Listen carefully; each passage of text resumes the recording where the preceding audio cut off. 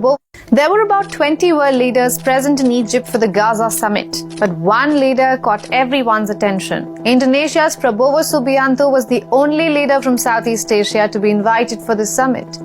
The obvious question here is, why is an island country being made guarantor of peace in a faraway land? In this episode of Grey Zone, we look beyond what's obvious. I'm Mendunia Datta. Let's get started.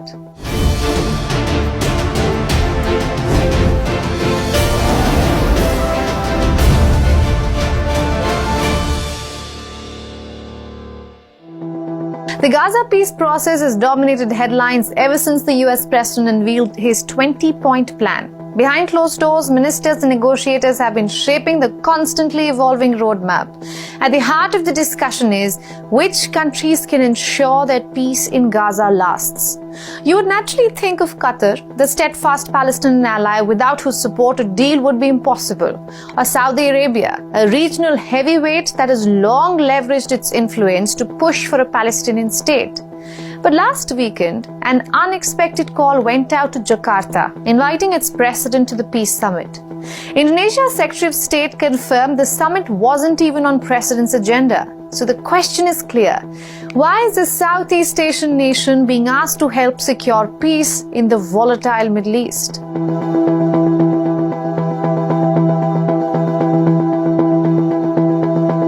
You see, the answer lies in Indonesia's unique position on the world stage. It's not a direct party to the Israel-Palestine conflict, it has no army in the region, and yet it carries weight few might expect.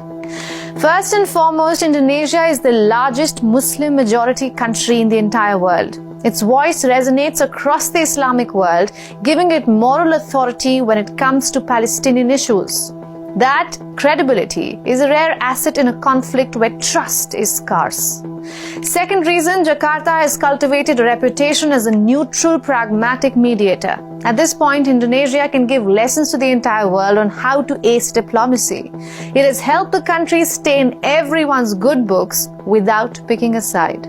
And third, of course, is geopolitical leverage. It sits in a region that could have been a liability for others, but for Indonesia, it has turned it into an asset. It connects Asia to the vast Pacific, straddling two oceans and multiple power lines. This sprawling reach places Indonesia over some of the world's most vital sea lanes, including the Strait of Malacca, a choke point for global trade.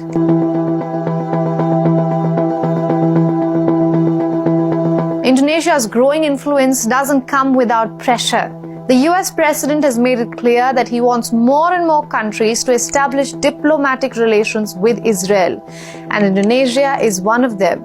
Getting the largest Muslim-majority country to recognize Israel will definitely be an optics win. President Subianto has already said that Indonesia would recognize Israel and back its security once the Palestine's independence is acknowledged.